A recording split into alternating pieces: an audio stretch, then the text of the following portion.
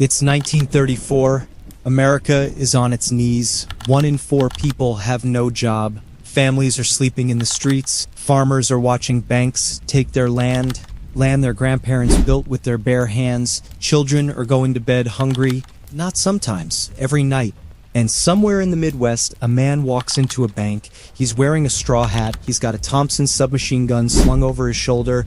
He walks in calm, like he owns the place. He smiles at the people standing in line. He jumps over the counter, actually vaults over it, athletic, almost graceful. He grabs the cash. He walks out. Nobody gets hurt.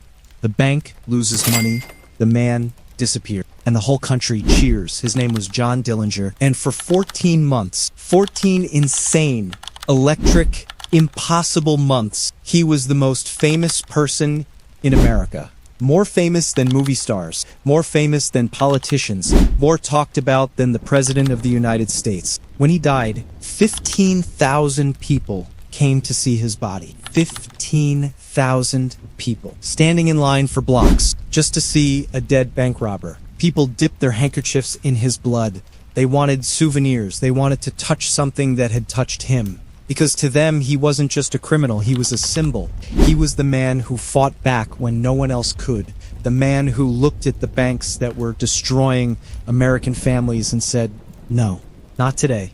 You're not taking this money. I'm taking it." Robin Hood in a straw hat with a Tommy gun, that's the legend. And in 2009, Johnny Depp brought that legend to life. The movie was called Public Enemies, $100 million. Michael Mann directing, Christian Bale as the FBI agent hunting him, Marion Cotillard as his great love, and Johnny Depp as John Dillinger, handsome, cool, charming, romantic, a gentleman outlaw with a code, a man who loved one woman, robbed banks, and never hurt regular people. The movie made almost $200 million worldwide. It made people fall in love with John Dillinger all over again 75 years after his death. But here's what I need to tell you. That image, the Robin Hood, the gentleman thief, the Depression-era folk hero who fought for the little guy, that image is a myth. A beautiful myth, a powerful myth, a myth that even Dillinger himself helped create. But a myth. The real John Dillinger didn't give money to the poor.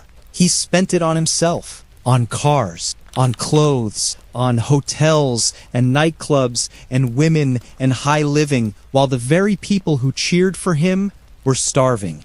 The banks he robbed were federally insured. The people who really paid for those robberies were taxpayers, regular Americans, the exact people who thought he was their hero. Gentleman thief who never hurt regular people.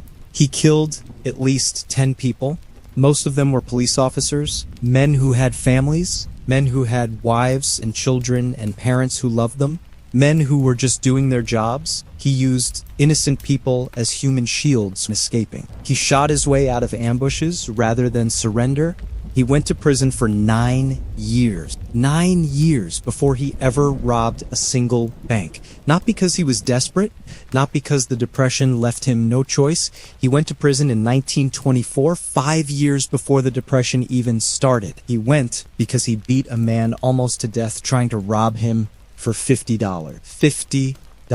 The Johnny Depp movie didn't show you that. Public Enemies showed you the myth, the legend, the Hollywood version of a complicated, violent, fascinating man who lived a short and brutal life in one of the darkest periods in American history. I'm going to show you the documented reality. We're going to go through everything, every robbery, every escape, every killing, every moment of charm, and every moment of violence. We're going to understand the Great Depression and why it made a bank robber into a folk hero. We're going to compare every major scene in the movie to what actually happened, using FBI files, extensively declassified, court records, eyewitness testimony, newspaper archives from 1933 and 1934, and the most authoritative books ever written about this man. And at the end of this video, you're going to understand John Dillinger in a way that the movie never gave you. Not a hero, not a monster, something more interesting than either. A real human being. Complicated, charming, violent, tragic, a product of his time, his circumstances, and the choices he made. This is the real and it starts in Indianapolis, Indiana in 1903. Before we go there, drop a comment right now. Where are you watching from and what time is it there? I do this every video and I'm always stunned by the answer. Hit subscribe right now if you haven't. This is another video in my series on the real stories behind famous movies. We did Pablo Escobar, the darkest content I've ever made. We did Frank Serpico, the hero cop who wouldn't take a bribe and nearly died for it. Now we're doing something completely different. Different era, different crime, different America, entirely 1930s. The Depression, bank robbery. A man who became a legend in 14 months and died at 31 in an alley with 3 bullets in him. Like this video right now, that like button tells YouTube this content matters. It costs you 1 second and it changes everything. Here's what you're about to watch. The complete life of John Dillinger. From his birth to his death. Every fact sourced from primary documents, every claim verifiable, every comparison to the movie honest, giving Michael Mann credit where he earned it and correcting the record where he didn't, but you're not going to feel it. Let's go to Indianapolis. June 22nd, 1903. Indianapolis, Indiana. A boy is born to John Wilson Dillinger and his wife Mary Ellen, called Molly. They name the boy John Herbert Dillinger. Third generation of Dillingers in Indiana. Solid, respectable, middle-class American family. The father is a grocer, hardworking man, religious man, Quaker.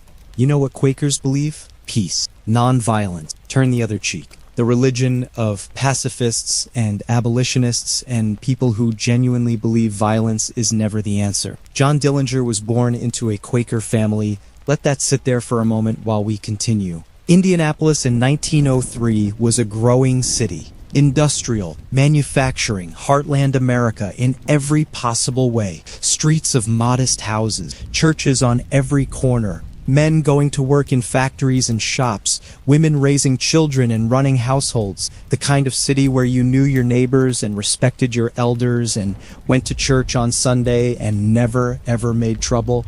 John Wilson Dillinger Sr. ran his grocery store on the south side of Indianapolis. He was strict, he was God-fearing, he worked hard and expected his family to do the same. He was, by most accounts, a decent man who tried to do. And then, in 1906, when young John was just 3 years old, his mother died. Mary Ellen Dillinger had a stroke. She died suddenly. John was 3 years old. His older sister, Audrey, was 12. You need to understand what this meant. In 1906, you didn't have grief counseling. You didn't have child psychologists. You didn't have people sitting you down and helping you process your trauma.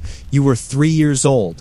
The person who was the center of your world simply wasn't there anymore, and no one knew what to say or how to help.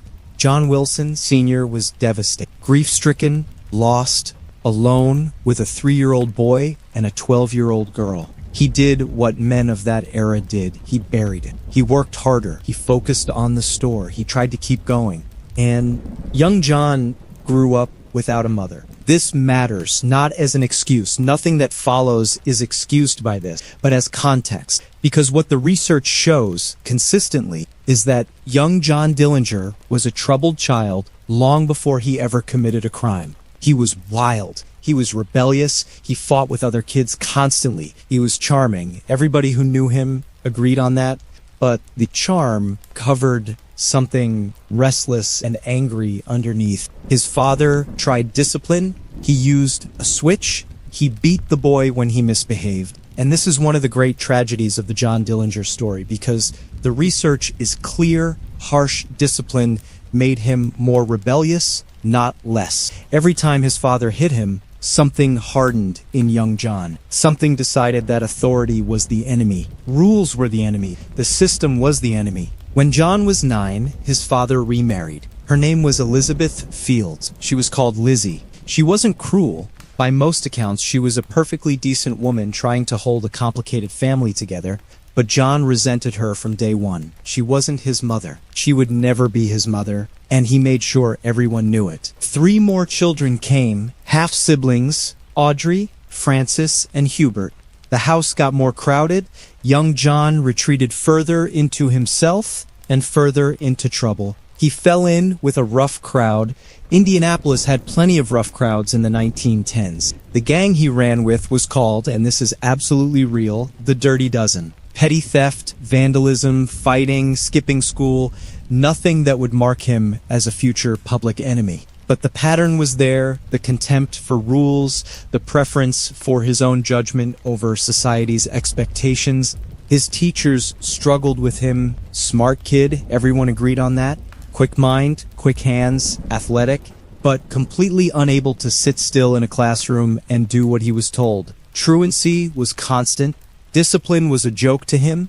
And then in 1920, when John was 17 years old, his father made a decision that was supposed to fix everything. They were moving to the country, Mooresville, Indiana, small town, rural, farms and fields and quiet streets, and the kind of tight-knit community where everyone knows everyone and there are no secrets, and trouble is hard to hide. John Wilson Sr. bought a farm. The idea was simple: get John away from the bad influences in Indianapolis, put him to work on the land, give him something honest and hard and real to do.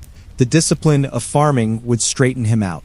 It did the opposite. John Dillinger hated farm work, hated every second of it. The repetition, the dirt, the early mornings, and the backbreaking labor, and the way the days bled into each other with no variety, no excitement, no possibility of something unexpected happening. He was 17, with energy and intelligence and charm and a desperate need for something interesting to do, and he was stuck on a farm in Mooresville, Indiana. He did work various jobs in the early 1920s, a furniture factory for a while, odd jobs here and there, and there was one thing he genuinely loved and was genuinely good at: baseball. He played on the town team. He was fast, athletic, competitive. For a while, baseball gave him an outlet for all that restless energy, but it wasn't enough. In 1923, when he was 20 years old, he enlisted in the Navy. This makes complete sense when you understand him. Adventure, travel, something bigger than Mooresville, a way out. He lasted 5 months. Couldn't handle the discipline, the hierarchy, being told what to do by people he didn't respect. He deserted the Navy in late 1923 and came back to Mooresville. 20 years old, Navy deserter, no prospects, no clear direction. And then he met Beryl Hovius. She was 16, he was 21. They met in Mooresville through mutual friends. She was sweet, pretty, serious about her faith and her future. He was charming. God, he was. Everyone who ever met John Dillinger agreed on this. He had a smile that made you feel like you were the only person in the room. He was funny and quick and attentive in a way that made women feel completely seen. They got married on April 12th, 1924. John was 21. Beryl was 16. The marriage was in trouble almost immediately. John couldn't hold a job. He drank. He stayed out late. Beryl had married a charming young man and discovered too late that the charm was a surface thing, and underneath it was a person incapable of settling into the quiet, responsible life she'd imagined. And then came September 6th, 1924. Here is the moment everything pivots. Here is the moment where John Dillinger stops being a troubled young man making bad choices and starts down the road that leads, inevitably, to an alley outside a Chicago movie theater 10 years later. You need to understand the context, because the movie skips this entirely. Public Enemies begins with Dillinger already in prison, already planning his escape, already the professional bank robber. The movie gives you the man without the making of the man. And that's the biggest thing it got wrong. Not any factual detail, but the removal of this origin. Because without this, nothing that follows makes real sense. John Dillinger, in September 1924, was desperate. He and Beryl were struggling. Money was short. He'd been unable to keep a job.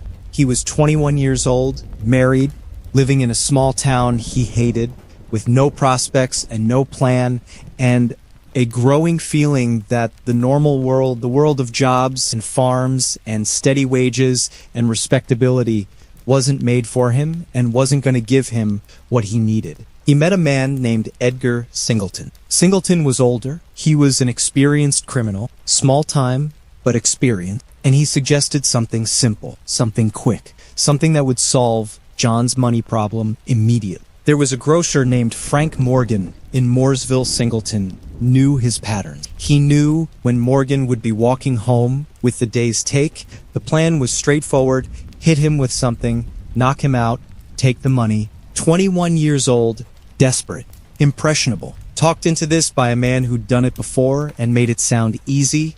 The night was September 6th, 1924. John Dillinger approached Frank Morgan on a dark street in Mooresville. He had an iron bolt wrapped in cloth, a crude blackjack. The plan was to hit Morgan once, hard, knock him out, take the money, and be gone before anyone knew what happened. Except Morgan didn't go down. John hit him. Morgan staggered, but stayed on his feet. He fought back, he struggled, and John, panicking now, everything going wrong, the neat plan dissolving into chaos, hit him again and again. Morgan went down with a fractured skull. John grabbed the money and ran. The take was $50. $50. The equivalent of about $850 in today's money for beating a man nearly to death. John was caught within days. It was Mooresville. Everybody knew everybody. Edgar Singleton was also caught. And here's where history turns on a hinge, because what happened next shaped everything. The trial was in September 1924. Edgar Singleton hired a good lawyer, pled not guilty, fought the charges, got 2 years. John's lawyer, a well-meaning man who made a catastrophically wrong recommendation, told him to plead guilty, show remorse. First offense. The judge will see a young man who made a terrible mistake and is genuinely sorry. You'll probably get 2 to 5 years. Serve your time, come home, start fresh. John followed the advice. He pled guilty. He stood before the judge, 21 years old, head down, first serious crime, showed remorse, said he was sorry. The judge, and I want you to hear this clearly because it explains literally everything that follows, sentenced him to 10 to 20 years in Indiana State Prison. 10 to 20 years for his first serious crime, for a guilty plea that was supposed to demonstrate remorse, for a robbery where the total take was $50. Edgar Singleton, who pled not guilty and fought the charges, got 2 years. John Dillinger, who followed his lawyer's advice and showed remorse, got 10 to 20 years. I am not asking you to feel sorry for John Dillinger. He beat a man nearly to death. Frank Morgan suffered a fractured skull. He deserved punishment. But 10 to 20 years for a 21-year-old first-time offender who pled guilty. That wasn't justice. That was a judge making an example of someone, and it was catastrophically disproportionate. And it created John Dillinger, public enemy #1. Because here's what happened. John Dillinger went into Indiana State Prison in Michigan City at age 21. He was a small-time troublemaker, a failed farmer, a failed Navy man, a failed husband. Violent, yes. Reckless, yes. A criminal, yes. But not a professional. Not a dangerous man in any organized sense, not someone who knew how to plan and execute robberies with military precision.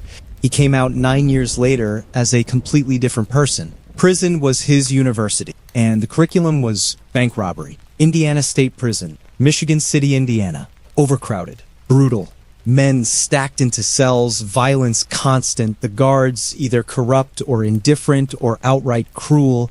This was not the modern prison system with its programs and opportunities and at least nominal commitment to rehabilitation. This was an institution that took broken men and broke them further. John Dillinger arrived in 1924, young, angry, bitterly resentful of the sentence he'd received. The injustice, real, genuine injustice of getting 10 to 20 years while Singleton got 2, had burned something into him. A conviction that the system was corrupt, that the rules were made for other people, that he owed society nothing because society had given him nothing. He was ready to be educated.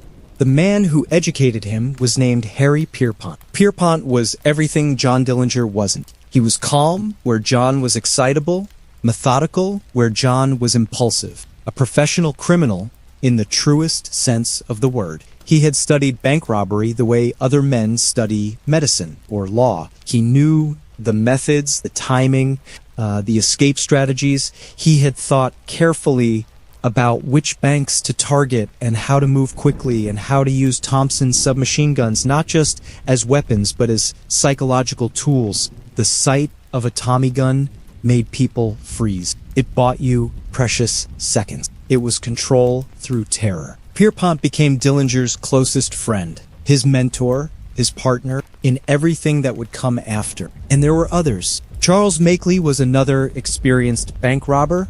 Russell Clark was a skilled driver and a reliable man under pressure. John Hamilton, called Red Hamilton because of his hair, was a gunman, steady and dependable. Homer Van Meter would come later. Together, over the years, they formed the core of what would become the Dillinger Gang. Not in the streets, in prison. Planning everything while locked in their cells, talking through the corridors, mapping out the future during the long hours when there was nothing to do but think. Dillinger learned things in those 9 years that you could not learn anywhere else. He learned how to read a bank before robbing it. Days of observation, learning the layout, the guard positions, the vault location, the timing of cash deliveries, the patterns of customers and employees. This was intelligence gathering as systematic as anything a military unit might do. He learned how to move in a robbery. Speed was everything. 3 to 5 minutes in the bank, maximum. Not enough time for police to respond, not enough time for anyone to do anything brave or stupid.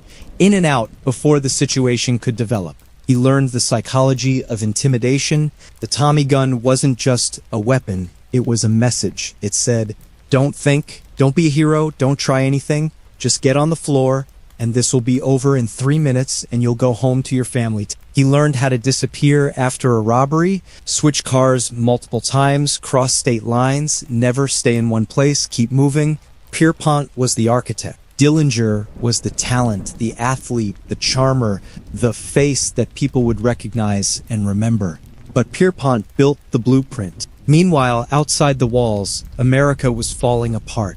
1924 to 1933. John Dillinger spent those 9 years in prison. And during those 9 years, the world outside changed so dramatically that the America he walked out into barely resembled the America he'd left. In 1929, 5 years into John's sentence, the stock market crashed. Black Tuesday, October 29th, 1929. The financial system of the United States, of the world, collapsed like a building whose foundation had been pulled out. Banks failed. Not a few banks, 9,000 banks failed between 1930 and 1933. 9,000 banks. Businesses collapsed, factories closed. People who had spent their entire lives building something, a business, a farm, a family home, watched it disappear overnight.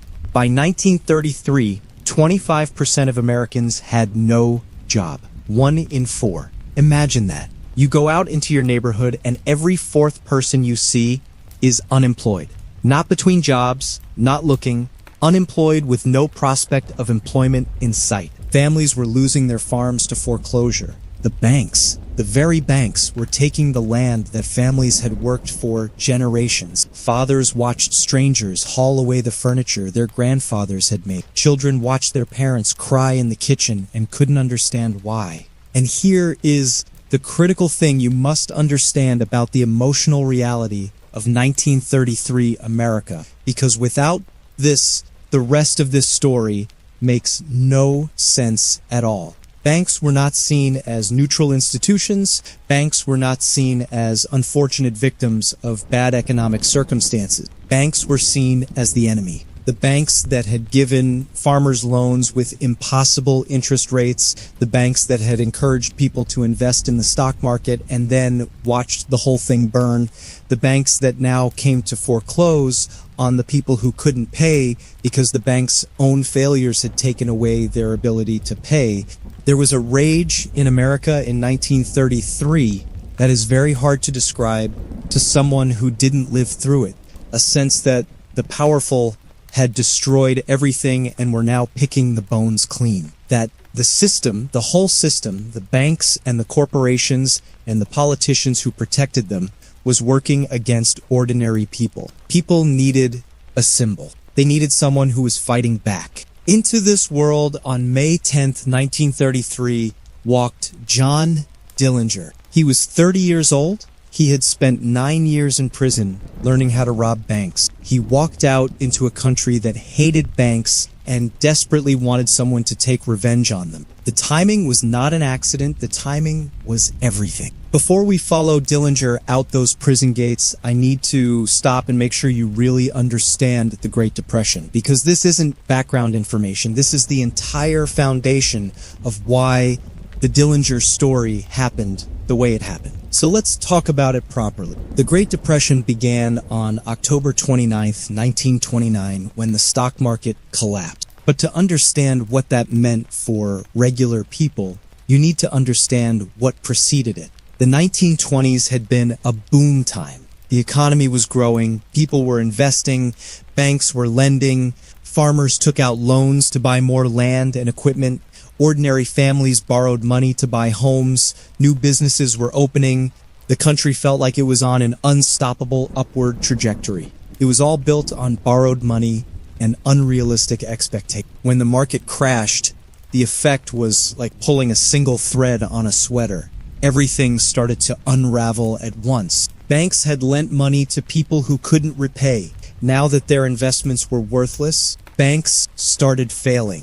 When a bank failed in 1930, there was no FDIC, no federal deposit insurance. Your money was just gone. The savings you'd built over 20 years of hard work, gone overnight because the bank failed.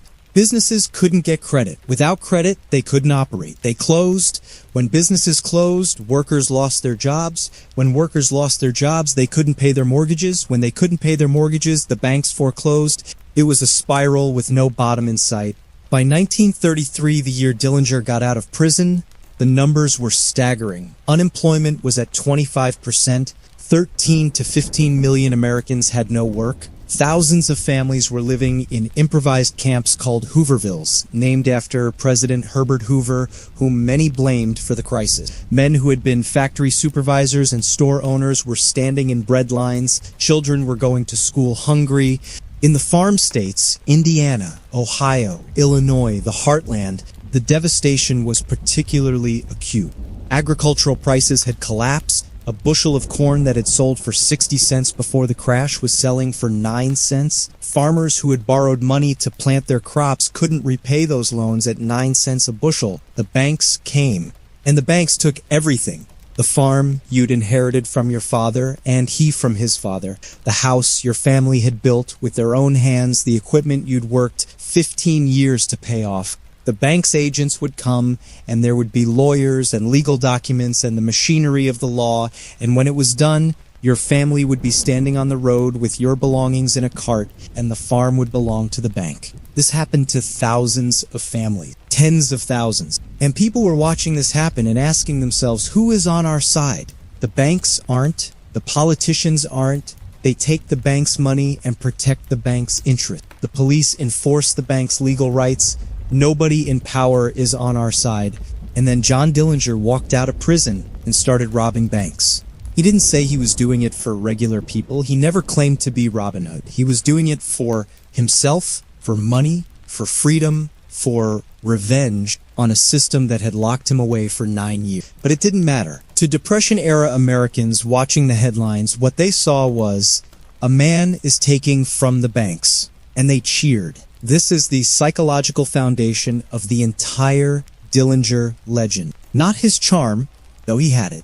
Not his daring, though that was real. Not his escapes, though they were genuinely audacious. The foundation was the moment in history. The rage of a people who had nothing and saw someone, anyone, hurting the institutions that had hurt them. Understanding this doesn't make what Dillinger did acceptable, but it explains why 15,000 people came to see his body. It explains why newspapers treated him almost like a celebrity. It explains why ordinary Americans, farmers and factory workers and store clerks and waitresses followed his story with something close to excitement. The banks were taking from them, he was taking from the banks. The math seemed simple. It wasn't simple at all, of course. The money in the banks was insured. When Dillinger robbed a bank, the regular depositors didn't lose a cent. The bank was protected. The cost was ultimately borne by the insurance industry and by taxpayers, by regular Americans, the very people who were cheering for him. But this was 1933, and the connection wasn't obvious, and people needed a symbol more than they needed an economic lesson. John Dillinger was that symbol, whether he deserved to be or not. May 10th, 1933. John Dillinger walks out of Indiana State Prison in Michigan City, Indiana. He's paroled after 9 years, 30 years old. Lean, athletic, the kind of physical presence that fills a room. The charm is fully developed now. Prison had paradoxically sharpened it. When you have nothing else to offer, you develop your personality. He's walking out into the worst economic crisis in American history. No job prospects. Depression means there are no jobs. And even if there were, who's going to hire a man who just spent 9 years in prison? But John Dillinger has a plan. And the plan is elegant in its way. It shows the strategic thinking that would define his career as a criminal. It shows loyalty, genuine loyalty to the men who had been his brothers in that prison, and it shows that Pierpont's influence had been thorough and complete. The plan? Rob enough banks to raise money, use the money to bribe guards, smuggle weapons, and break out the rest of the gang. Harry Pierpont, Charles Makeley, Russell Clark, John Hamilton, they were still inside, and they were the professional operation. Without them, John was just one man. Capable? Yes, but not the organized, formidable unit they'd planned to become. So he had to get them out. He started robbing banks. The first was June 10th, 1933, New Carlisle, Ohio, a small-town bank. John walked in, presented a gun, demanded the cash, and walked out. Clean, quick, no one hurt. The take was $10,600. That's the equivalent of roughly $245,000 today from one robbery. In and out in 5 minutes. He robbed the next bank and the next. Through June and July of 1933, he moved across Indiana and Ohio like a ghost. The methods were clean, the planning was careful, the money accumulated, and then he used the money exactly as he'd planned. He bribed guards at Michigan City Prison. He arranged for guns to be smuggled inside, hidden in a thread shipment, a mundane delivery that no one thought to examine carefully. The weapons made it through. Pierpont and his crew had what they needed. September 26th, 1933, the Michigan City prison break. 10 prisoners escaped using the smuggled guns. Pierpont led the breakout. Harry Pierpont, Charles Makeley, Russell Clark, John Hamilton, and 6 others out through the walls into waiting cars, gone into the Midwest night. The gang was complete. Let's be clear about what had just happened. John Dillinger spent the early months of his freedom not on high living or hiding or building a normal life. He spent them on getting his friends out of prison. Whatever else he was, there was a real loyalty there, a real commitment to the men he'd made promises to in those prison corridors. It doesn't make any of what followed okay, but it's real. It was a real quality in a man who had many ugly qualities. Now the operation could begin in earnest. Before we get into the robbery spree, you need to know who these men were. Because the Dillinger gang wasn't Dillinger. It was a collection of individuals, each with their own history and their own role, and understanding them helps you understand how the operation worked. John Dillinger, the leader, the face, the man who vaulted over bank counters and charmed witnesses and became the celebrity of the operation. His role in the robberies was often the most visible. He was the one who commanded the room, who managed the customers and employees while the others hit the vault. His charisma served a function. He kept people calm enough to be controlled. He made the whole thing feel almost manageable to the terrified people on the floor. Almost. Harry Pierpont, the brains. Pierpont was arguably the more formidable criminal of the two, more disciplined, more analytical, more genuinely dangerous. The operation's planning, its methodology, its strategic thinking, most of this came from Pierpont. He was Dillinger's closest friend and most important partner. John Red Hamilton, the gunman. Red Hamilton, so named for his red hair, was dependable, calm under fire, and willing to shoot if it came to that. He was one of the most consistent members of the gang throughout the entire 14 months of their operation. Charles Makeley, the experienced hand. Makeley had been a bank robber for years before prison. He brought seasoned experience and knowledge that complemented Pierpont's planning. Russell Clark, the driver. Someone had to be excellent behind the wheel, and Clark was... Getaway strategy depended on clean, fast driving, and Clark delivered. Homer Van Meter joined later. Quick, volatile, less stable than the others, but capable. He and Dillinger had known each other in prison. And then there was Babyface Nelson. George Nelson. Real name Lester Gillis. Nicknamed Babyface because he had a round, youthful face that made him look younger than he was. Babyface Nelson was a psychopath. I use that word carefully, and I mean it precisely. Not in the casual, dramatic sense. In the clinical sense. Nelson killed because he wanted to. He liked it. He didn't kill because he had to, or because it served the operation's strategic goals. He killed because something in him found it satisfying. He was, by every account, genuinely mentally disturbed in ways that the other gang members found uncomfortable, even by their own standard. Dillinger's gang members were criminals. They were bank robbers. They were willing to use violence when necessary. But most of them had limits, a code, however rough, about what was necessary and what wasn't. Nelson had no such limits. His presence in the gang was a liability, unpredictable, trigger-happy, likely to turn a controlled robbery into a massacre. But Nelson was also extremely dangerous and extremely capable, which made him an asset that outweighed, in Dillinger's calculation, the risks he brought. This calculation would prove costly. September 1933 to January 1934. Approximately 10 major bank robberies in 4 months across Indiana, Ohio, Illinois, and Wisconsin. Total take over $300,000. That's more than $7 million in today's money. In 4 months. Let me show you how they did it. The planning phase started days or weeks before any robbery. 1 or 2 gang members would visit the target town as civilians. Completely ordinary, just people passing through. They'd walk into the bank as customers, stand in line, observe. Where are the guards? How many? Are they armed? Where is the vault? Where is the vault's time lock? Some vaults had time locks that meant they couldn't be opened until a specific time, which would affect the robbery's timing. Where are the exits? How close is the nearest police station? What are the traffic patterns on the escape routes? This intelligence work was thorough, professional, the kind of systematic observation that law enforcement agencies would recognize as sophisticated planning. The cars were always stolen for the job and changed multiple times during the escape. Police in 1933 communicated by radio between departments, but the communication was slow and uncoordinated, especially across state lines. By the time a description of a robbery car was transmitted, the gang had already switched twice. By the time anyone organized a roadblock on one road, they were on another road entirely in a different car, heading to a previously arranged hiding place. The robbery itself was precision choreography.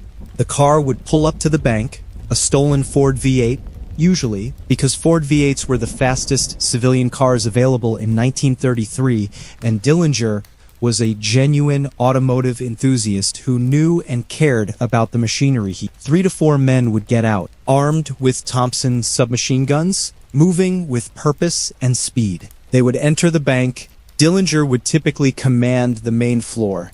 "This is a stick-up! Everyone on the floor! Now, move!" And then the element that became his signature, he would vault over the bank counter. Not step around it, vault over it. Athletic, fluid, almost show-offy. Witnesses described it as almost graceful. He moved like someone who was good at his body, comfortable in it, using it. While Dillinger managed the floor, keeping customers calm, keeping employees compliant, making sure no one did anything brave and stupid, Pierpont and others hit the vault. Clean, fast, no wasted motion. They took bills, ignored coins, too heavy, too slow, moved efficiently through the vault's contents. 3 minutes, 4 minutes, 5 maximum. That was the rule. Past 5 minutes and the situation becomes unpredictable. Police might arrive, someone on the floor might find their courage, something might go wrong. When leaving, they often took a bank employee or two with them as hostage, placed them on the running boards of the car. This was calculated. Police couldn't shoot at a car with hostages hanging off the sides. It bought them the crucial first few minutes to escape.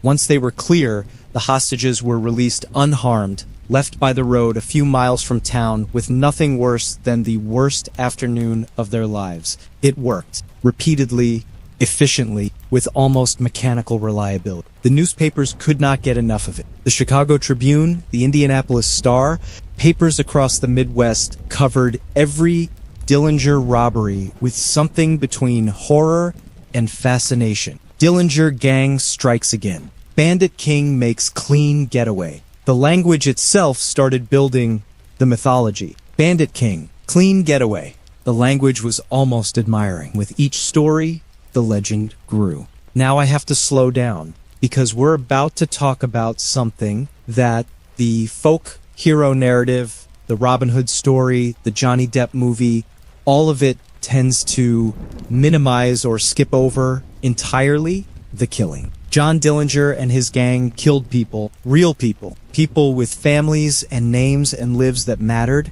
Let me be direct about this, because the mythology has a way of softening it, of making the violence seem abstract or inevitable, or somehow less than what it was. The most documented individual killing directly attributed to John Dillinger in the robbery period is the death of Officer William Patrick O'Malley, January 15th, 1934. First National Bank, East Chicago, Indiana. Officer O'Malley was an off-duty police officer working as a security guard at the bank that day. He was 50 years old. He had served as a police officer for 20 years. He had a wife and children. When Dillinger and the gang entered the bank, O'Malley did what his training and his courage demanded. He resisted. He pulled his weapon. He tried to stop them. Dillinger shot him multiple times. O'Malley was hit multiple times. He died at the scene. He was 50 years old. He had served his city for 2 decades. He died doing his job, trying to stop a robbery.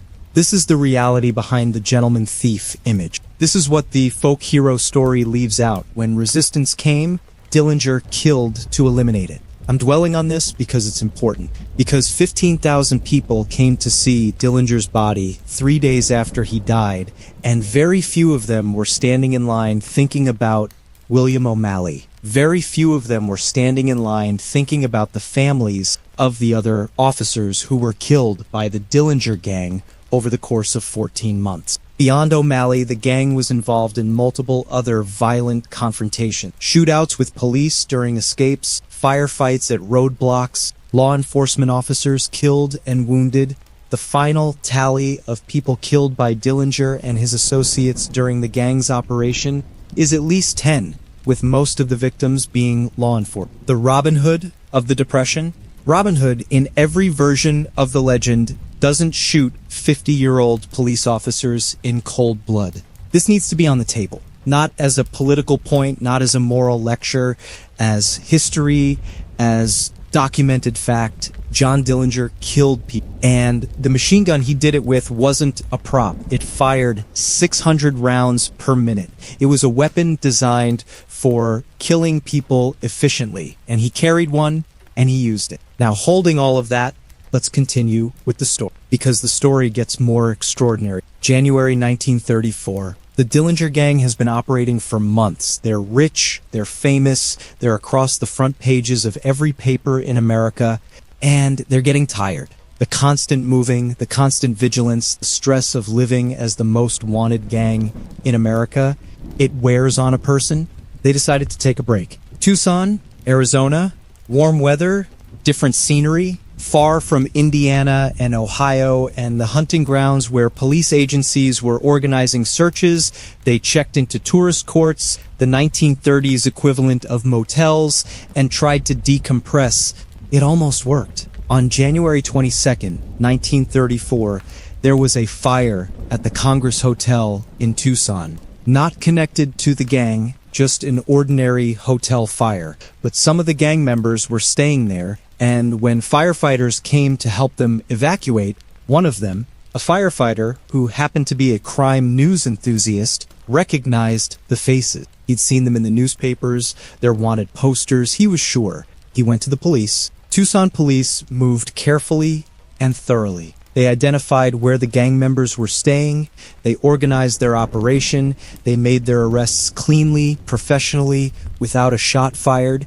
John Dillinger, Harry Pierpont, Charles Makeley, and Russell Clark were all arrested in Tucson on January 25th, 1934. Just like that. No dramatic shootout, no car chase, no last stand. A firefighter who read the newspapers and a local police department who did their job. The most wanted gang in America taken down by a fan of wanted poster. There's something almost funny about it. Almost. The state of Indiana wanted Dillinger for murder, specifically for the killing of Officer O'Malley in East Chicago, Arizona, arranged his extradition. He was transferred to Indiana authorities and transported back. They put him in Crown Point Jail.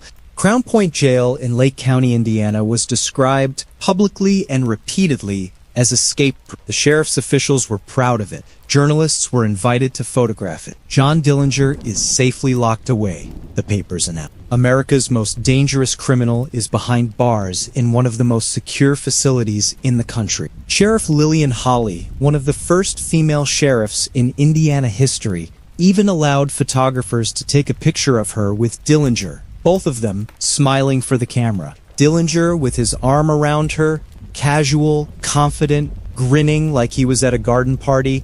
Looking at that photograph now, knowing what was about to happen, you can see it in his face. He was already planning. March 3rd, 1934. You need to understand the context completely before I tell you what happened. Because without context, it sounds impossible. With context, it sounds even more impossible, and yet it happened. John Dillinger was locked in a cell inside Crown Point Jail. Crown Point was not a normal county lockup. It had been designed and built with security as the primary concern. Multiple security layers, armed guards at every key point, solid construction, the kind of facility that was genuinely supposed to be difficult or impossible to escape from. Dillinger had no allies inside, no accomplices with weapons to smuggle in. He had what was in his cell: his clothes, his razor blade, and pieces of wood. Over days, possibly weeks, using that razor blade, he carved a fake gun from a piece of wood. He shaped it carefully with the detail and patience of a man who has spent 9 years learning to be patient. He colored it with shoe polish to give it the dark gleam of metal. And then, on the morning of March 3rd, 1934, he used it. He presented the fake gun to the guards at his cell block and told them to open the doors. He was convincing. He was always convincing. Always the most persuasive person in any room. The guards, looking at what appeared to be a gun, complied. He moved through the jail, cell block by cell block, using the fake gun, collecting real guns as he went from guards who had been convinced to cooperate. By the time he was moving freely through the facility, he was armed with real weapons. He locked 33 guards and prisoners in the cell he'd just left. He walked out of Crown Point Jail. He stole Sheriff Lillian Hawley's car, a brand new Ford V8, which Dillinger would have appreciated deeply, and drove out of Crown Point. Smooth, calm, gone. Gone. He drove across the state line into Illinois, and right there, crossing that line, he turned his escape from an embarrassing story about an Indiana jail into a federal case. Taking a stolen vehicle across state lines was a federal crime. The FBI, J. Edgar Hoover's growing, ambitious Bureau of Investigation, now had jurisdiction. The wooden gun escape, or possibly wooden, or possibly something else, historians still debate whether the gun was genuinely wooden or whether a real gun was somehow smuggled in. Though the weight of evidence favors the wooden gun, became immediately explosively famous. It was the most daring prison escape anyone had seen. In the midst of the Great Depression, with people desperate for anything exciting and audacious, the story of a man who carved a fake gun and walked out of an escape-proof prison was irresistible. It went everywhere. Radio broadcasts, front-page stories, editorials, cartoons. People were delighted.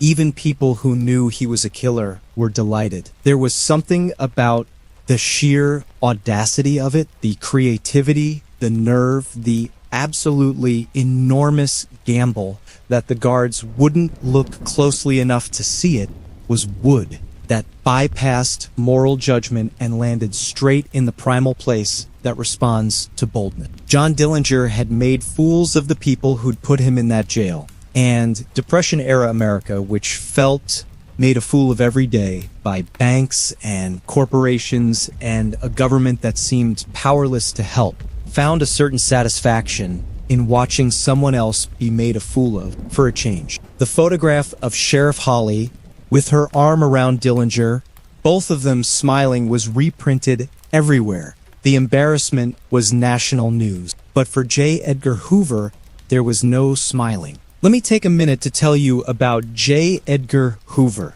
because you cannot understand the last months of John Dillinger's life without understanding this man. J. Edgar Hoover became director of the Bureau of Investigation in 1924, the same year Dillinger went to prison. He held that position until 1972, 48 years, under 8 presidents, through World War II and the Cold War and the Civil Rights Movement and Vietnam. He was the most powerful law enforcement official in American history, and his power was built on reputation, on politics, and on cases exactly like the Dillinger case. Hoover understood something that later FBI directors would also understand. The Bureau's importance depended on the Bureau being seen as essential. In the early 1930s, the FBI was not the dominant law enforcement agency it would become. It was competing for resources, for jurisdiction,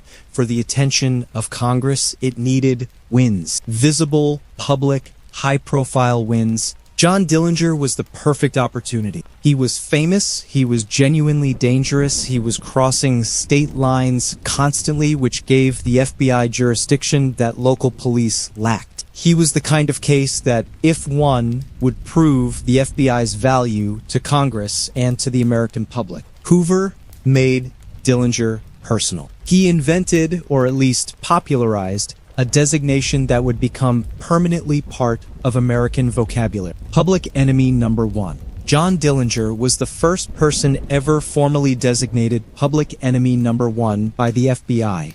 The first. There was no one before him. Think about what that label did. It didn't just describe him as a dangerous criminal. It elevated him. It made him, paradoxically, even more famous. It told every newspaper in America that the federal government considered this man the single most dangerous criminal in the country. And every story about Public Enemy Number 1 was also a story about the FBI hunting Public Enemy Number 1, which was exactly what Hoover wanted.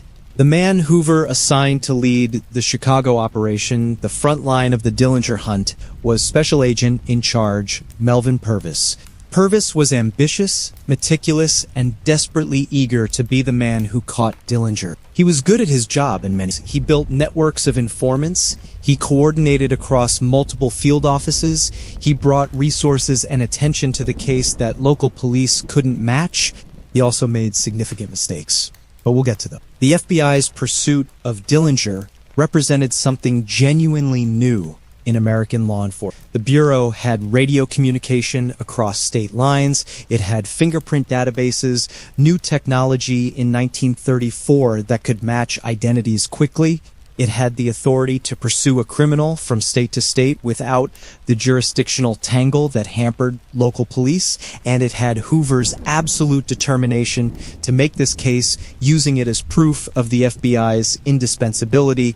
The hunter and the hunted were now identified. The trap was setting. All it needed was the right bait. March to April 1934, Dillinger was free. The embarrassment at Crown Point had, if anything, elevated his reputation to stratospheric heights. He was public enemy number one, freshly escaped from an escape-proof jail using a wooden gun. He was the most famous person in America. Every newsreel showed his photograph. Every radio program referenced him, and he needed money. The gang reformed. Some original members were still in custody from the Tucson arrests. Pierpont and Makeley were awaiting trial in Ohio for murder. New members joined Homer Van Meter, who Dillinger knew from prison, and Babyface Nelson, whose presence was always volatile, but whose capabilities were undeniable. They went back to work. The robberies resumed with the same efficiency as before. Iowa, Ohio, Indiana. Fast, clean operations, though clean is a relative term because the violence was always potentially there. Always one brave guard or unlucky confrontation away from emerging. The FBI was getting closer, the net was tightening, but Dillinger seemed to have a sixth sense for when things were getting too hot. He moved constantly. He changed locations before surveillance could solidify. He was elusive in a way that drove the FBI to distraction. And then came Little Bohemia. April 22nd, 1934. Little Bohemia Lodge, a resort in the woods near Manitowish Waters, Wisconsin. Remote, quiet, off the beaten path, exactly the kind of place where men who needed to stay hidden might think they could rest. Dillinger and the gang were there, eating, resting, regrouping. The owner of the lodge, Emil Winotka, recognized. Terrified, he found a way to get word to the FBI without alerting the gang. Melvin Purvis got the information and moved immediately. Too fast. Without the careful planning that the situation demanded, he gathered his agents and drove north. They arrived at Little Bohemia at night, surrounded the lodge, set up positions. Purvis thought they had the gang trapped. The first problem. Inside the lodge, there were 3 civilian customers, ordinary men who had stopped for a meal, completely unconnected to the gang. They were leaving, walking out to their car to head home. The FBI, in the darkness, heard men leaving the lodge and assumed they were gang members trying to escape. They opened fire. They killed an innocent man, wounded 2 others. The second problem, the shooting alerted the gang inside. Dillinger, Van Meter, Hamilton, Nelson, they heard the shots out front and understood immediately what was happening. They didn't go out the front door. They went out the back, through windows, into the dark Wisconsin woods. The gang escaped. Babyface Nelson, running through the woods, encountered an FBI agent named Carter Baum and 2 other law enforcement officers. Nelson shot all 3 of them. Agent Baum died. 2 others were wounded. When the chaos settled, the FBI had killed 1 innocent civilian, wounded 2 more, lost 1 of their own agents, and let the entire Dillinger gang escape. The headlines were brutal. FBI kills innocent man, gang escapes. Purvis blunders in Northwoods. The criticism was savage and deserved. Melvin Purvis had moved too fast, planned too sloppily, and the results had been catastrophic. In blood and in reputation. J. Edgar Hoover was furious, not just because of the failure, but because of what the failure communicated. The FBI, supposedly the most sophisticated law enforcement agency in the country, had botched a raid so badly that civilians were dead and the gang was free. The pressure to catch Dillinger, real mounting, coming from the highest levels of government, became enormous. But Dillinger was still free. John Hamilton, Red Hamilton, had been shot during the escape from Little Bohemia. He died of his wounds shortly after. One of the gang's most reliable members, gone. The operation was fraying at the edges, but the man at the center was still out there, still running.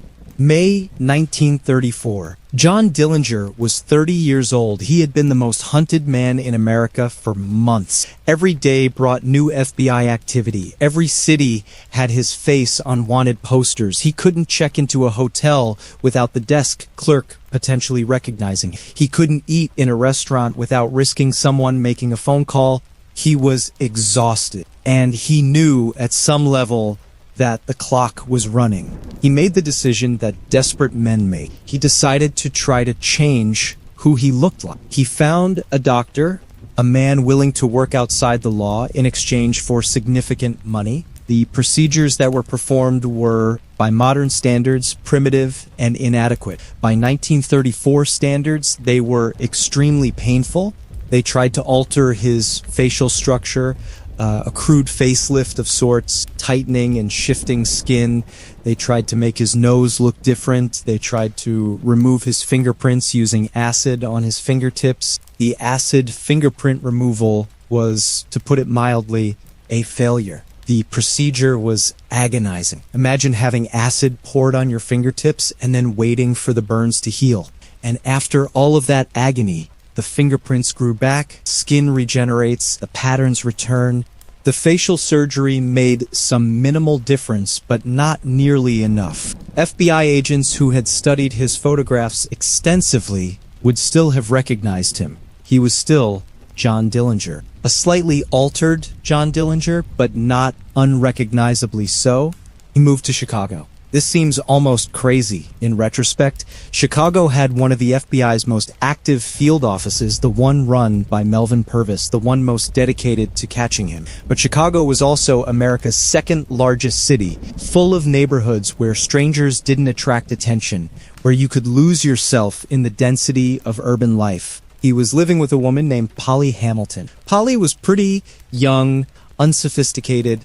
There's significant debate about how much she knew about who her boyfriend really was. Some accounts suggest she knew everything. Others suggest she was genuinely unaware of his true identity, or at least willfully choosing not to ask questions that might produce answers she didn't want. And through Polly, John Dillinger met Anna Sage. Anna Sage. Real name, Anna Cumpănaș. Born in Romania. She'd come to America as a young woman and built a life in Gary, Indiana. The life she'd built was not entirely respectable. She ran a brothel, a business that was tolerated in some communities and prosecuted in others depending on local politics and law enforcement priority. She knew how to navigate the gray areas between legal and illegal. She knew how to manage risk. She and Polly Hamilton were friends. Anna was a sharp woman. When you manage a business like hers in that era, you develop certain skills, reading people, understanding situations quickly, staying calm when things get complicated. She had those skills in abundance. When she met Polly's new boyfriend, she recognized him. John Dillinger, public enemy number one, the most wanted man in America, staying in Chicago, eating dinners, going to movies, trying to disappear. And Anna Sage had a problem. The Immigration and Naturalization Service was moving to deport her. Her immigration status, her business, the legal troubles that had accumulated over the years, it all added up to a government agency that had decided she should go back to Romania. Deportation hearings were proceeding. She did not want to go back to Romania. She contacted the FBI. The conversation, as later reconstructed, was straightforward. She had information about John Dillinger. She wanted that information to be worth something. Specifically, she wanted the FBI to intervene on her behalf with the immigration authorities and stop or delay her deportation. Melvin Purvis listened. He couldn't promise her definitive results on the deportation that was outside his direct control, and he told her as much, but he told her that cooperating with the FBI in the capture of public enemy number one would be viewed extremely favorably. It would demonstrate her commitment to American law. It would give the government strong reasons to look favorably on her case. Anna Sage took the deal. She became an informant. She went back to her life, her friendship with Polly, her dinners with Polly's interesting boyfriend, who she wasn't supposed to know was John Dillinger. She watched, she waited, and she made a plan. The plan was deceptively simple. She would take Dillinger to a movie. She would tell the FBI which theater before they went. She would wear something distinctive, something that would identify her clearly in a crowd so FBI agents could find her quickly in the dark and the confusion of a crowded movie house district at night. She would wear red. July 22nd, 1934, Chicago. Hot summer night, the kind of heat that makes everyone miserable, that makes the city feel close and airless and difficult. Anna Sage called Melvin Purvis. She told him, "Tonight, She was taking Dillinger to the movies. They were going to either the Biograph Theater on Lincoln Avenue or the Marlboro Theater. She wasn't sure which yet. She would know closer to the time. She would be wearing an orange skirt. Under the theater marquee lights, orange looks red. Purvis immediately organized his forces. He sent agents to both theaters, teams of men in civilian clothes scattered among the evening crowds, watching for a woman in a red skirt, accompanied by a man in a straw hat.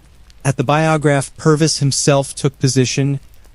Dillinger, Polly, and Anna Sage made their decision. The Biograph. The movie showing was Manhattan melodrama starring Clark Gable, William Powell, and Myrna Loy.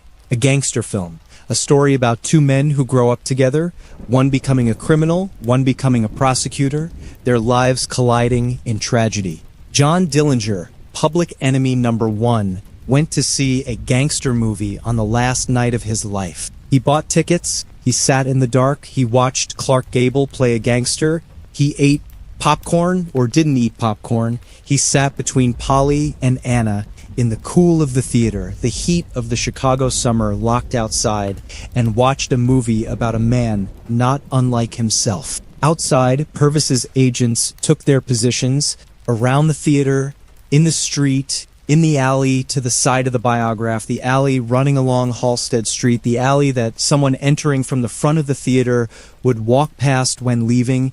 Purvis had his signal ready. When he spotted Dillinger leaving the theater, he would light a cigar. That was the sign to his agents to move. The movie ran approximately 2 hours. At approximately 10:30 in the evening, the lights came up and the audience filed out into the hot Chicago night. The crowd came out, hundreds of people, couples and families and groups of friends, all moving out of the Biograph's doors onto the sidewalk of North Lincoln Avenue, talking about the movie, making plans for the rest of the night, not thinking about anything except the ordinary business of a summer evening. And among them, 3 people. A woman in an orange skirt that looked red under the marquee lights, a younger woman beside her, and a man, straw hat, glasses, an attempt at disguise, lean, athletic build, walking with the easy, physical confidence of a man completely comfortable in his body.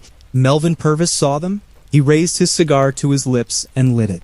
His agents moved. The crowd was still thick on the sidewalk. Anna Sage, whatever she was feeling in that moment, was she terrified, relieved, guilty, some mixture of all three, began moving away from Dillinger, creating the separation the agents needed. Purvis stepped forward. "Stick 'em up, John," or words to that effect. Different accounts give slightly different versions of exactly what was said, but the meaning was clear. Federal agents, surrounded, cornered. John Dillinger moved his hand toward his jacket. He was reaching for a gun, a Colt automatic that he carried in his right front pants pocket. Whether he thought he could shoot his way out, whether he thought there was any scenario in which this ended differently, we cannot know. Perhaps it was just instinct, the reflexes of 14 months as a hunted man, the body doing what the mind had trained it to do in moments of danger before thought could intervene. The FBI agents opened fire. 3 bullets hit Dillinger in rapid succession. 1 bullet entered his left side, passing through his body. 1 bullet entered his neck, and the third, the fatal one, struck him behind his left ear and exited through his right eye.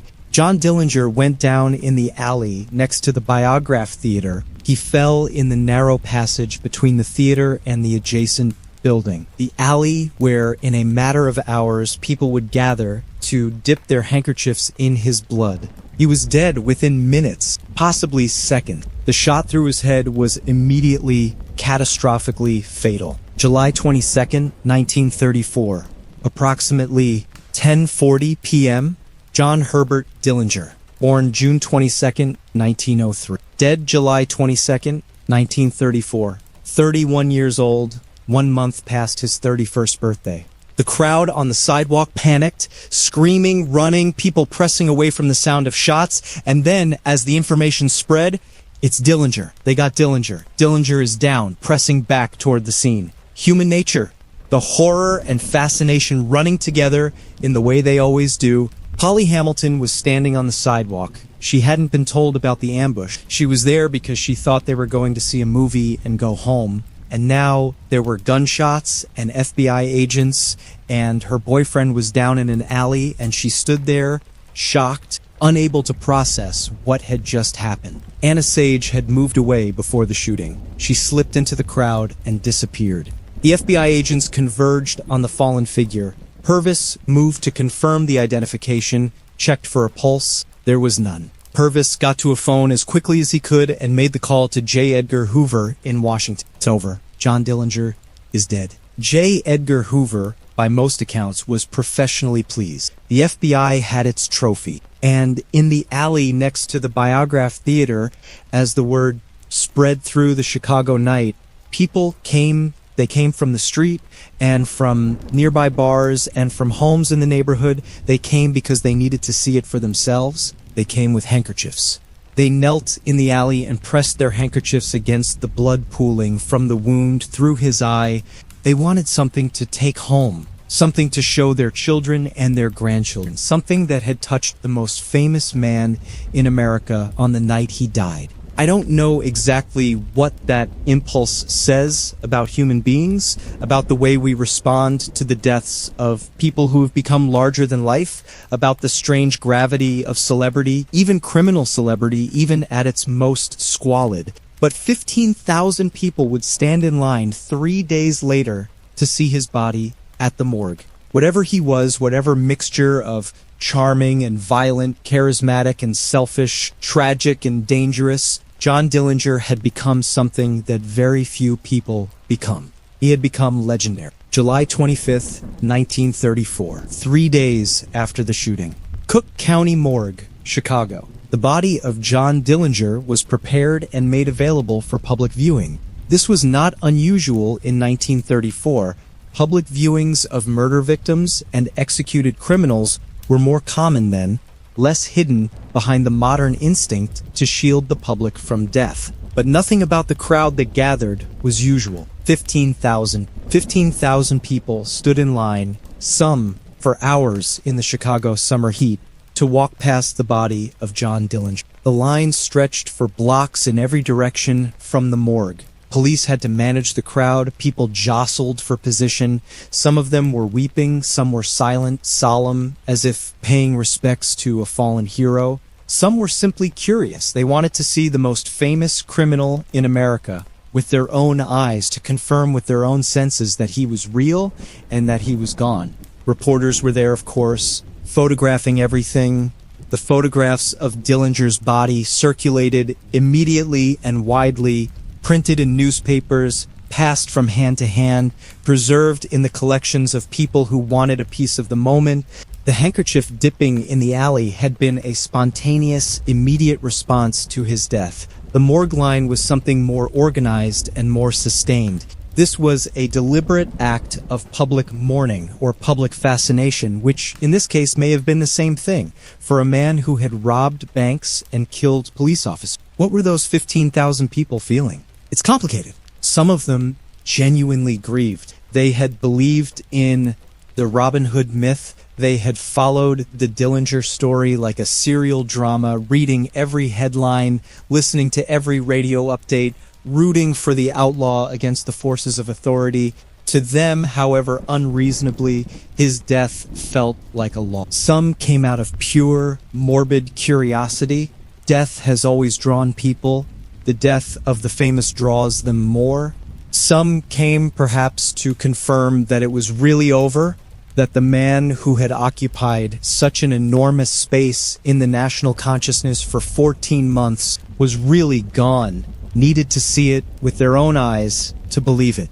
And some, almost certainly, came because they were part of history and they knew it. This was a moment. This was the end of something that had defined a year of American life. They wanted to be present for it. The funeral 3 days later was smaller, more private. Family gathered at Maywood, Illinois, and John Dillinger was buried at Crown Hill Cemetery in Indianapolis, not far from the mother he had lost when he was 3 years old. His father, John Wilson Dillinger Sr., grief-stricken by all accounts. Whatever his son had become, whatever terrible things he had done, he was still his son. His sister Audrey was there, a simple marker.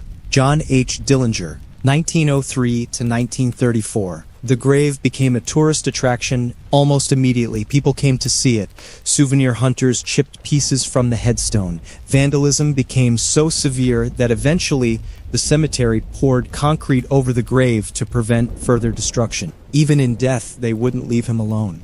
Anna Sage had made a deal. She had delivered John Dillinger to the FBI. She had done exactly what she'd promised to do. She had worn her orange skirt that looked red under the marquee lights. She had stood beside the most wanted man in America and called the FBI and told them which theater to come to, and she had walked out of that theater and moved away and let the trap close. For this, she had been promised, or at least led to believe, that the FBI would help her immigration situation. The FBI did not help her immigration situation. To be fair to Melvin Purvis and J. Edgar Hoover, Purvis had told her he couldn't guarantee results, only that her cooperation would be viewed favorably. Whether he genuinely believed the government might intervene on her behalf, or whether he was simply telling her what she needed to hear to secure her cooperation, we cannot know with certainty. What we know is what happened. In 1936, 2 years after Dillinger's death, Anna Sage was deported to Romania. The deal, such as it was, had not protected her. The immigration proceedings went forward. She was put on a ship and sent back to the country she had left decades earlier. She died in Romania in 1947. Her name, the Woman in Red, became permanently attached to the Dillinger story. She is remembered, depending on who you ask, as either a heroic informant who helped stop a dangerous criminal, or as a Judas figure who betrayed a man for personal gain. Most historical accounts land somewhere in between, a desperate woman making a desperate deal, motivated by survival rather than heroism or treachery in any pure sense. She got neither the outcome she wanted nor the historical judgment she might have hoped for. Her fate was, in its own way, as tragic as Dillinger. Melvin Purvis became famous after Dillinger's death. Genuinely, enormously famous. He was the man who had caught public enemy number one. The face of the FBI's great triumph. Newspapers wrote profiles. He gave interviews. His name was known across America. It was, in retrospect, the beginning of his destruction. J. Edgar Hoover did not like being overshadowed. Hoover was the director. Hoover was the FBI. Hoover had built this agency and shaped it in his image and controlled it with absolute authority. The FBI's successes were Hoover's successes. They were not supposed to be Melvin Purvis's successes, but Purvis was becoming a celebrity in his own right. He continued with the FBI after Dillinger, playing a role in the hunting of Pretty Boy Floyd and Babyface Nelson, both of whom were killed in the fall of 1934. More famous cases, more headlines, more Purvis. Hoover grew increasingly cold toward him. The director found ways to undercut him, to question his methods, to make his work at the Bureau difficult. By 1935, the tension had become untenable. Melvin Purvis resigned from the FBI in 1935. He was 32 years old. He spent the rest of his life in various pursuits, law practice, business ventures, a stint hosting a children's radio program. None of it gave him the sense of purpose or the status he'd had during those 14 months of hunting America's most wanted criminal. He struggled. In 1960, Melvin Purvis died of a gunshot wound. He was shot with his own service revolver, the revolver that FBI agents had presented to him as a gift when he'd caught Dillinger.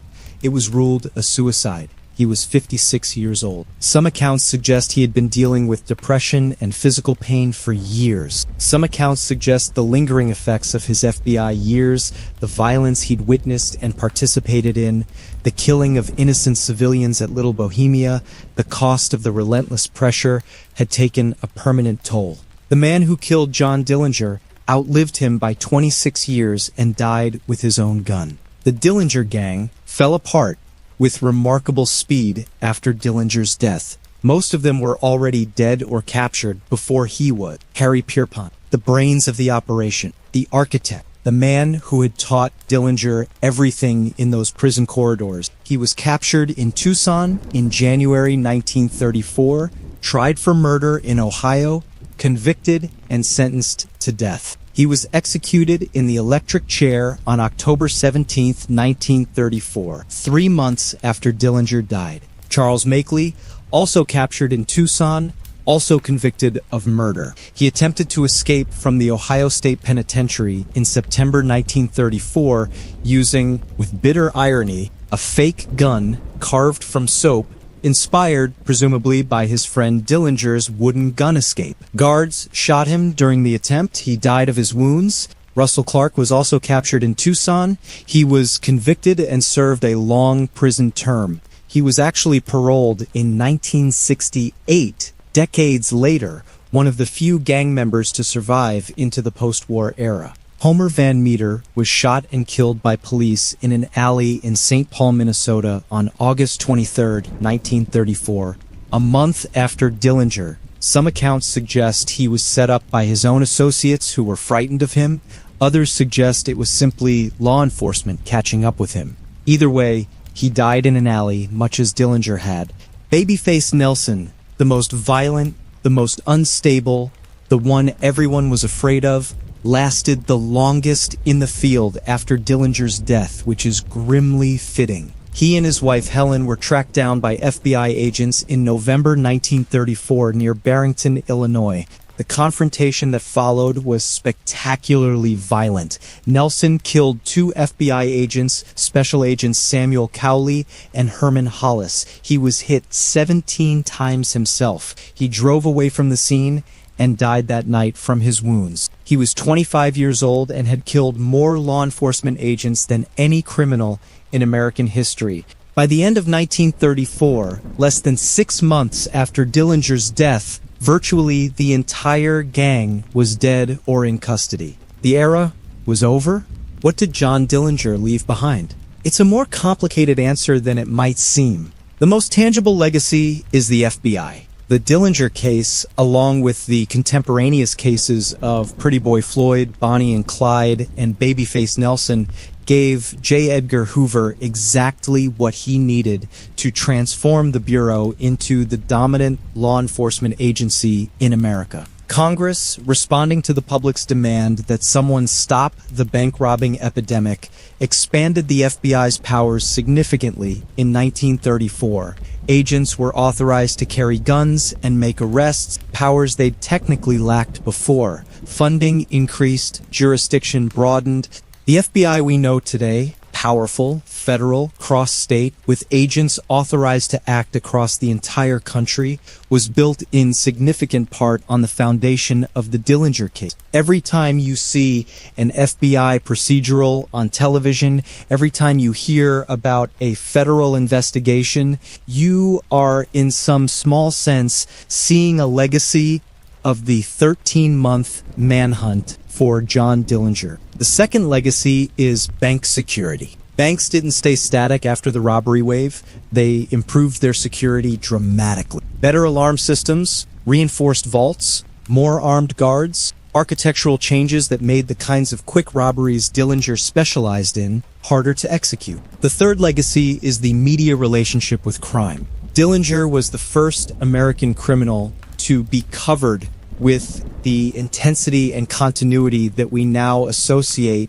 with major celebrity news. Every robbery was front page. Every escape was a radio broadcast. Every new development was breaking news. He was treated with a fascination that we now recognize as the template for decades of true crime coverage that followed. He established that criminals could be celebrities, that the public would follow a crime story with the same investment they brought to sports or entertainment. This understanding, this media and public relationship with criminal celebrity, began in a meaningful sense with John Dillinger. The fourth legacy is the folk hero mythology itself. Americans have always had a complicated relationship with outlaw. Jesse James, Billy the Kid, Bonnie and Clyde. There's a thread in American culture that romanticizes the person who rejects the rules and lives outside the law, especially when those rules and that law seem to serve the powerful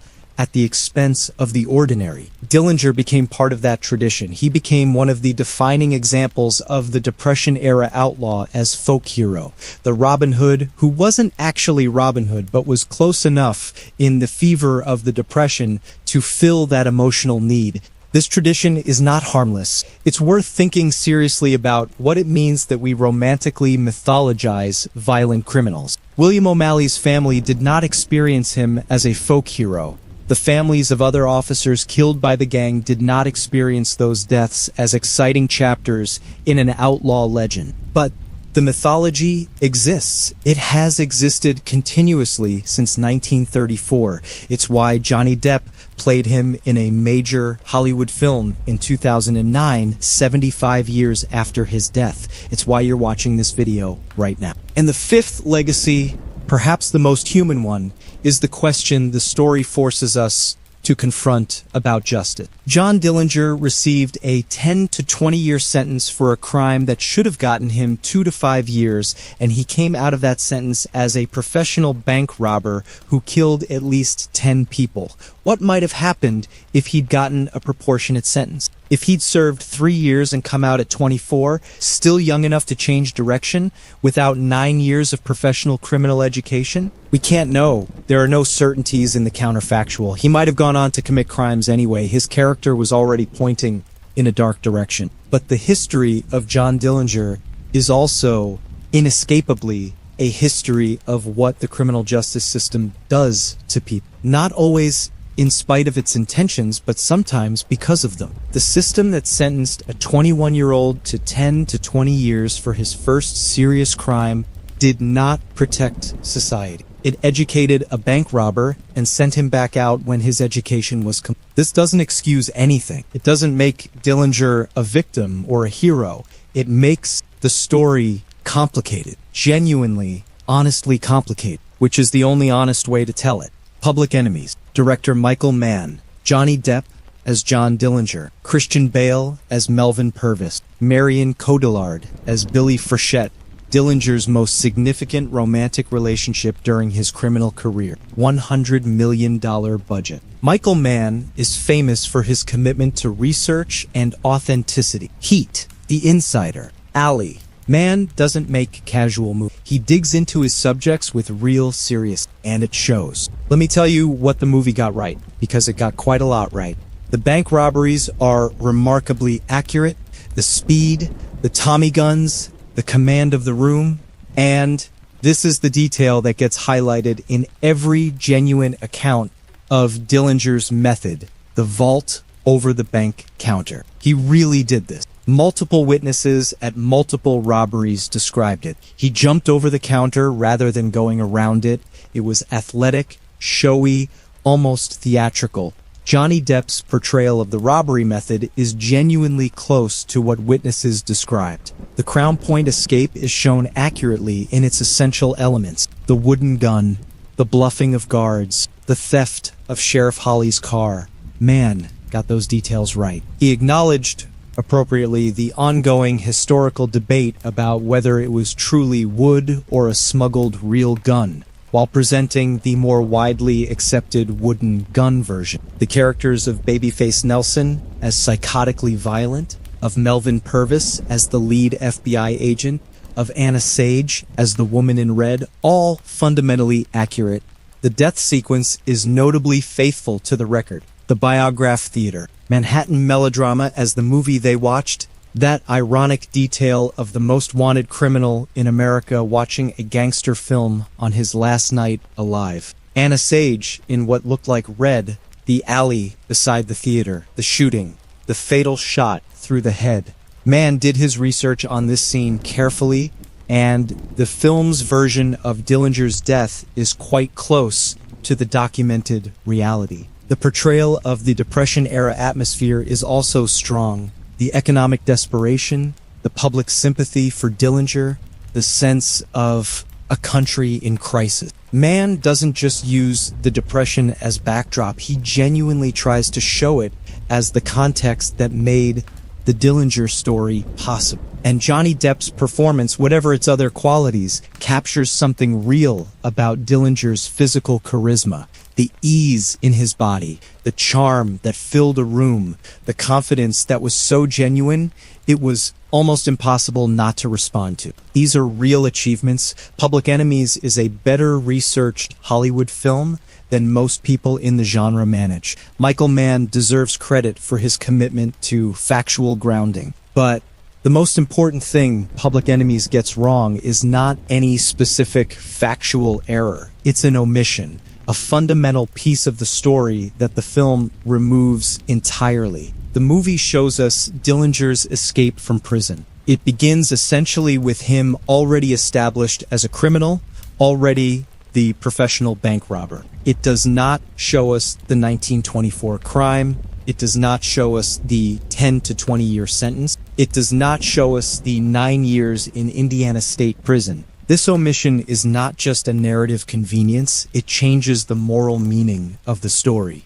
Without those 9 years, Dillinger seems like a man who chose crime freely and without particular grievance. A man who was simply, constitutionally, an outlaw. Romantic and dangerous by nature. The movie doesn't give you the cause and effect, the excessive sentence that created the professional criminal, the prison education that trained him, the legitimate injustice that fueled his genuine rage against the system. Showing those 9 years would have complicated the Johnny Depp portrayal in ways that might have been uncomfortable for a Hollywood production aiming at a certain kind of romantic outlaw narrative. It would have made you think harder about what the justice system did to a 21-year-old for a $50 robbery. The movie doesn't want you thinking that. It wants you thinking about Johnny Depp's cheekbones. The second significant issue is what he did with the money.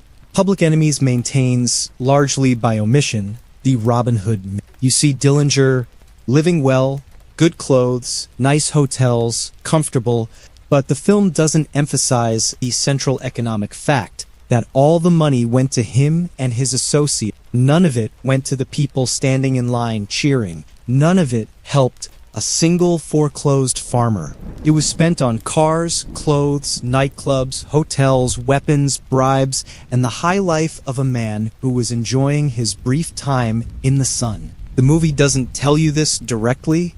It doesn't exactly lie.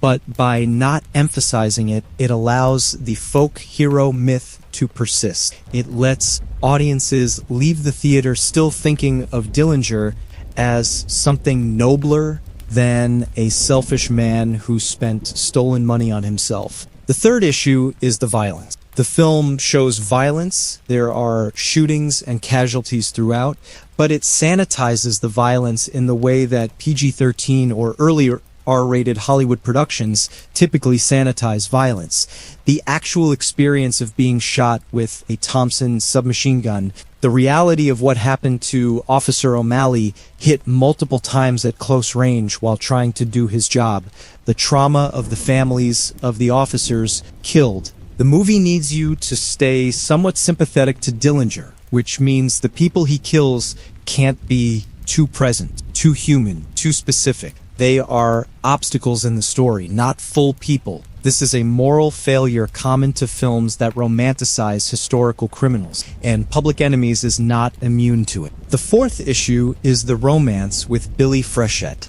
Billy Frechette was real. She and Dillinger had a genuine romantic relationship during the robbery period, but the movie makes their romance far more central to the story than it actually was. In the film's narrative, Billy is the emotional heart, the great love that gives Dillinger's outlaw life its meaning and pathos. Marion Cotillard plays her beautifully, and the relationship gives the film its most human moments. But Billy Frechette was arrested in April 1934, 3 months before Dillinger died. She wasn't there at the Biograph Theater. She wasn't there for the end of his story.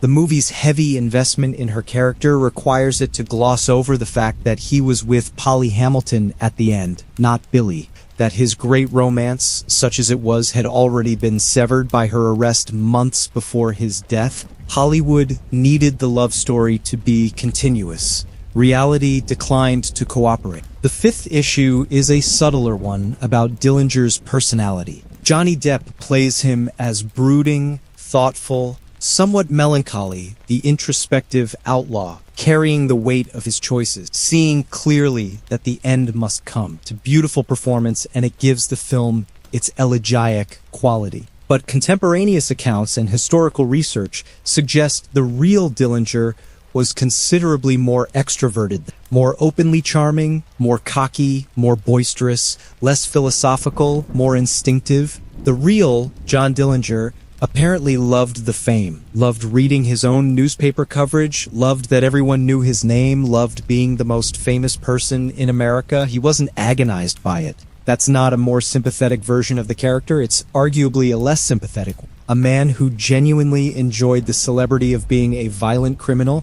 is harder to romanticize than a brooding, self-aware figure who knows what he is. Movie chose the more sympathetic version because the movie had commercial imperatives. These are the choices that separate legend from history. What the movie accomplished, despite all of this, was something genuinely valuable. It brought the story back to public attention with real production values and genuine research. It gave people a gateway into the Dillinger story who might never have encountered it otherwise. And it was honest enough in its essential facts about the robberies and the escapes and the death to respect the real history even while it romanticized it. Michael Mann made a good movie, a significantly researched movie, a movie better than most Hollywood treatments of historical criminals, but it is still a movie, and movies, by their nature, need to make choices about what to show and what to leave out,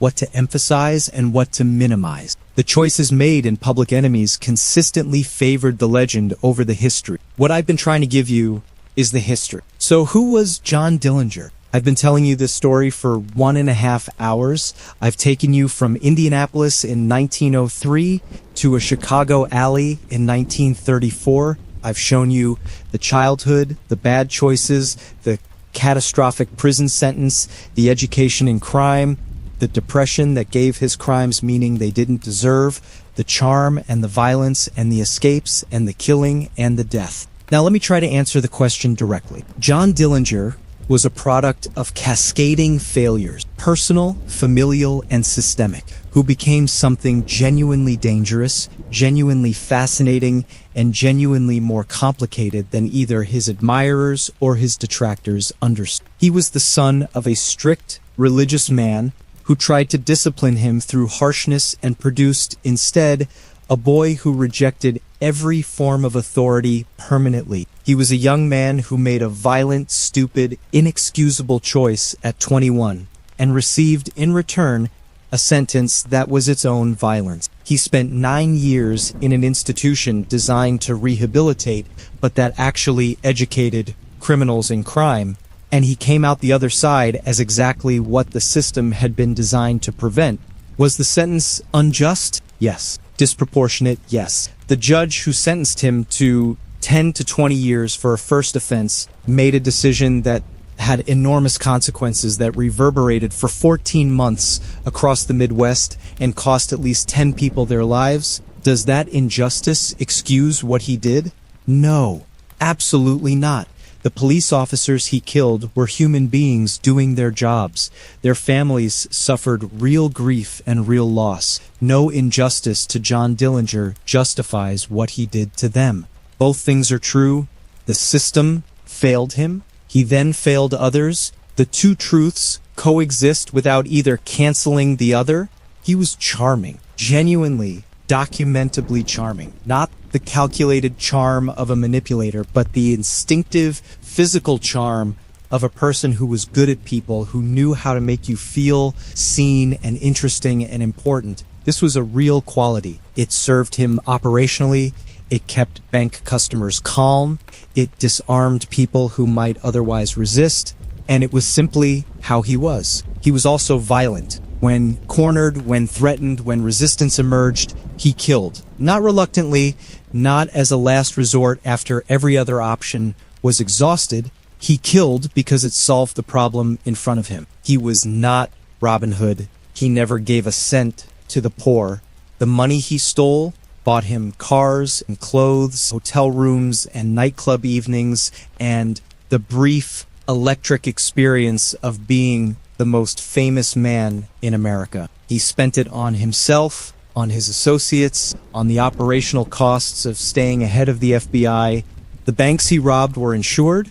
The money he took cost the depositors nothing. It cost the insurance companies and ultimately the taxpayer. The people who cheered for him were also, in a very real sense, the people who paid for him. Was he a folk hero? He was treated as one. He became one in the public imagination, and the public imagination has not entirely released that grip in 90 years. That tells you something real about the Depression, about economic desperation, about the human need for someone to be seen as fighting back against an unjust system. It doesn't make the myth true. He was finally a man of his moment. Without the Depression, John Dillinger would have been a bank robber who got caught and served his time and was forgotten. With the Depression, in that specific cultural and economic moment when banks were the enemy and people needed a symbol, he became a legend. The moment made him. He didn't make the moment. He died at 31 years old in an alley in Chicago, shot through the head with 3 bullets, having been betrayed by a woman in an orange skirt that looked red under the lights. He had robbed approximately 12 confirmed banks. He had stolen over $300,000, more than $7 million in today's money. He had escaped from 2 different jails, one of them supposedly escape-proof, one using a hand-carved wooden gun. He had been designated public enemy number 1 by J. Edgar Hoover.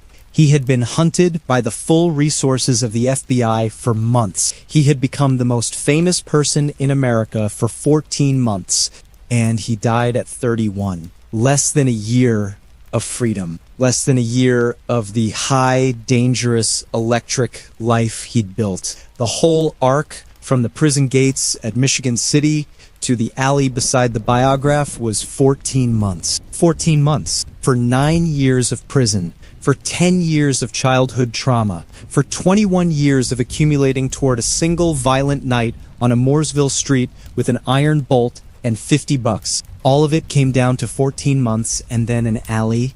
Let me give you the numbers, clearly and honestly before we close. Banks robbed by the Dillinger Gang, approximately 12 confirmed. Some sources suggest higher numbers if you include associated operations, but 12 is the documented, sourced figure. Money stolen, over $300,000, over $7 million in today's money. People killed by Dillinger and his associates during the 14-month operation, at least 10, the majority of them law enforcement officers who were doing their jobs. Time from prison, release to death, 14 months. Age at death, 31 years old. Age when sentenced to prison, 21 years old.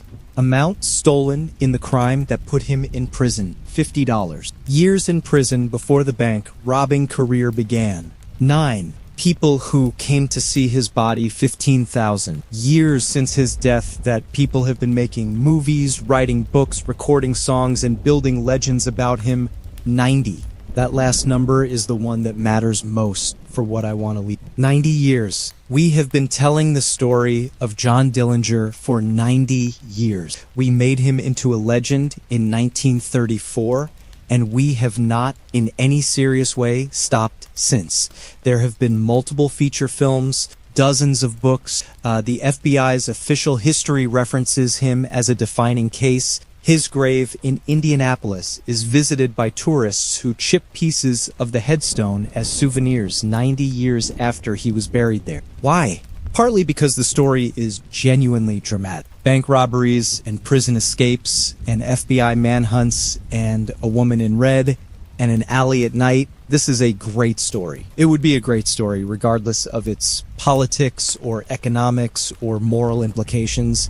But I think it persists for another reason. I think the Dillinger legend persists because it touches something in us about the gap between the law and justice, about what happens when institutions meant to protect people seem instead to oppress them, about the person who says no to the system, not thoughtfully or with moral clarity, not as a principled rebel, but just instinctively, defiantly, out of rage and pride and a need to take back something that was taken. We know Dillinger was wrong. The rational part of us knows this clearly. He killed people, he spent stolen money on himself, he was not a hero, but some part of us, the part that has ever felt ground under by something larger than ourselves, the part that has ever wanted someone, anyone, to fight back. Some part of us has been responding to him for 90 years. The Public Enemies showed you the myth, I showed you the documented truth, and the truth is that the myth exists for a reason. Even though the myth is false, even though the real man was more complicated and more violent and less noble than the legend, even though 15,000 people came to see the killer's body, the depression was real, the suffering was real, the rage was real. John Dillinger was not the answer to any of it, but he was the answer people chose. And that tells you something important, not about John Dillinger, but about the people who made him a legend, about what desperate times do to the human need for symbols, about the gap between what we need from heroes and what real human beings, even the most charismatic ones, are actually capable of delivering. The depression is over. Banks no longer foreclose on family farms in the same way. The specific economic desperation of 1933 to 1934 is history. But the need that created the Dillinger legend, the need for someone to push back against power that seems to answer to nothing and no one, that need hasn't gone anywhere. It never does. John Dillinger died at 31 in an alley in Chicago, betrayed, shot through the eye. His short, violent life ended on a hot July night in 1934. He wasn't Robin Hood. He was a bank robber who became a legend. And 90 years later, you just spent 2.5 hours watching a video about him. Make of that what you will. If you're still here, I genuinely want to say something. Thank you. Not in a hollow, formulaic way. In a real way. I built this script to be accurate. Not perfect. History is never perfectly recoverable, and there are things about John Dillinger that we simply cannot know, but as accurate as the best available sources allow. Subscribe right now if you haven't. This is another video in this series. The series is called Real Stories Behind Famous Movies, and the commitment behind it is to give you something that the movies, for all their craft and production value, can't give you the full picture. Hit like on this video. It takes 1 second and it changes the algorithm's understanding of whether this content deserves to be seen. And tell me in the comments, I genuinely read them. I genuinely respond. What surprised you most about the real John Dillinger? Was it the 9-year sentence for a $50 robbery? Was it what he did with the stolen money? Was it the violence that the folk hero narrative obscures? Was it Anna Sage's fate after the betrayal? Was it Melvin Purvis's death 26 years later with his own gun? Tell me where you're watching from. Tell me what time it is. Tell me if you've seen Public Enemies and whether this changed how you see it. Share this video with anyone who has ever seen Public Enemies and thought they understood John Dillinger. Share it with anyone interested in the Depression. Share it with anyone who's ever found themselves rooting for an outlaw and wondered why. We've been telling this story for 90 years. Now you know the whole story. The movie gave you the legend. Johnny Depp's charm and Michael Mann's artistry and $100 million production budget and the most flattering version of a complicated, violent man that Hollywood knows how to build. I gave you the history. A troubled kid from Indianapolis, a harsh sentence, 9 years of criminal education, 14 months of bank robberies and escapes and killing and running, an alley in Chicago, 3 bullets, dead at 31. Not a hero, not a monster, a human being shaped by time and circumstance and choices, his own and others, into something that America needed to make into a legend. John Dillinger robbed 12 banks, stole $300,000, killed at least 10 people, escaped from jail twice, was the first public enemy #1, and died at 31 in an alley outside a movie theater where he just watched a gangster film. He wasn't Robin Hood. He was an outlaw who became a legend, and now you know why. See you in the next one.